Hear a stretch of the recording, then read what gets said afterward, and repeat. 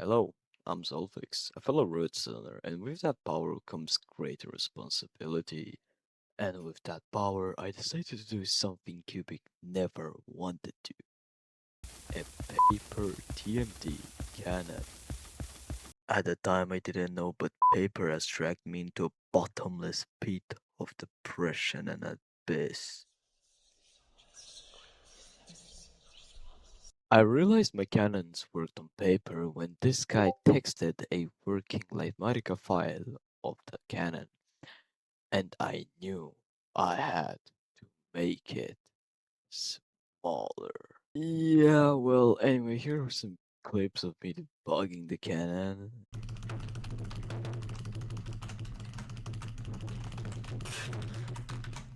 Hashtag unfreeze, let it drop.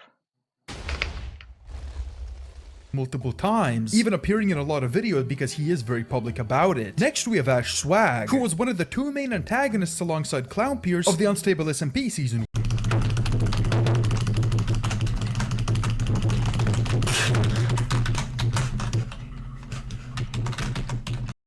Now, ladies and gentlemen, so I can show you the final product. Or can I? Nah, just kidding, there you have it.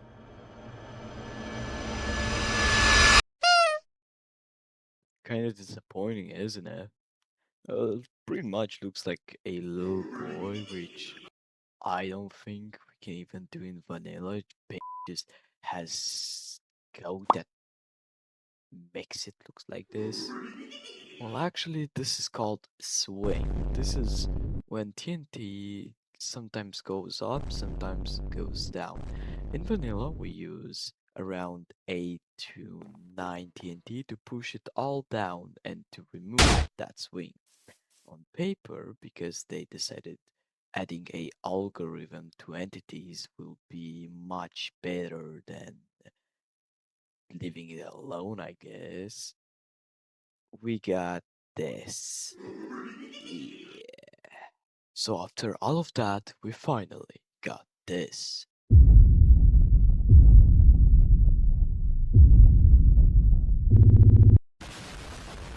From here, the editing will be minimal because I will be yapping about my cannon.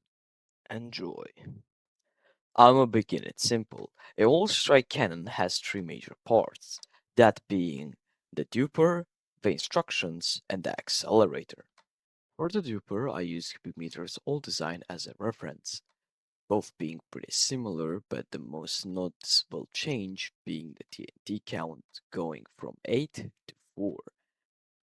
4 is the best amount of TNT since I think it's using the least amount of material while being really fast, finishing a nuke in 490 seconds. For the dupers, I went with the MK2 ones because they're really good while being really cheap. I used a drop per item system which tells it to do once an item. For the instructions, I used cubic meters counters since they're really precise. Here we have the timers, and here is the most important part. More counters, but this one tells it how many rings the nuke should have. For every 2 items, the cannon will do 1 ring. Now, if you add only 1 item instead of 2, you'll just make the last circle more defined than the rest of them. You know what my cannon uses, but now how does it work? Well, you see, it's quite simple.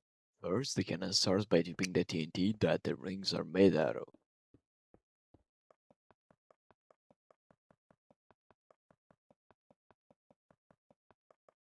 After 36 dupes, it stops and as quickly as possible it puts it into unloaded chunks. After it finishes, it dupes 1 TNT to put it in the center of it all after all the random momentum was cancelled. The cannon repeats this process 15 times.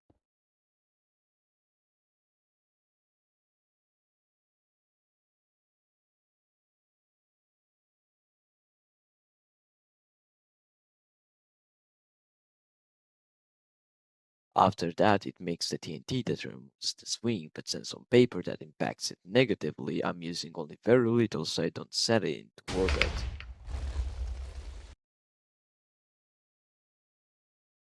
When it climbs the accelerators and starts looping a set number of times determined by how many blocks you put in the chest. After the TNT is done being boosted, it puts the payload into the powdered snow. Then, the flying machine comes back down to its original position.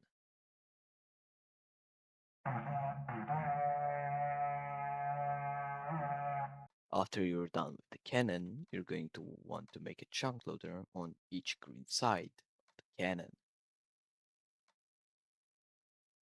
After that, you'll want to get the origin of the powdered snow, which is found right here on top of the cannon. In this case, the powdered snow coordinate is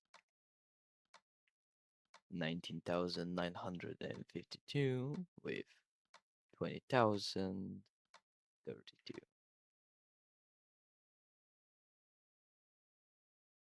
So 19,952 with 20,032. After that, you will want to come to this chest, which is for acceleration. And you're going to watch the coordinate really carefully. Look for the one that's changing the most while moving back and forth, that being the Z. That meaning the forward is Z and the X is on sideways. So forward is Z and sideways is X. Now my target will be that village over there, so just fly over it. This is about the middle and get your coordinates.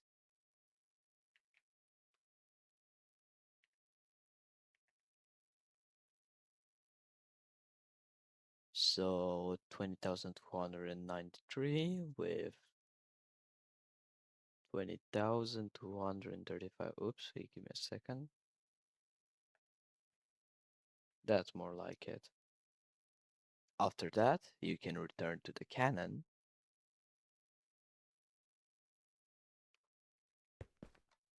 and put them in this chest.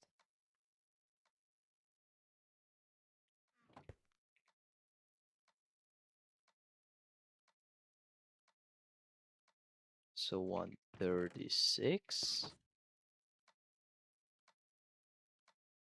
and 240.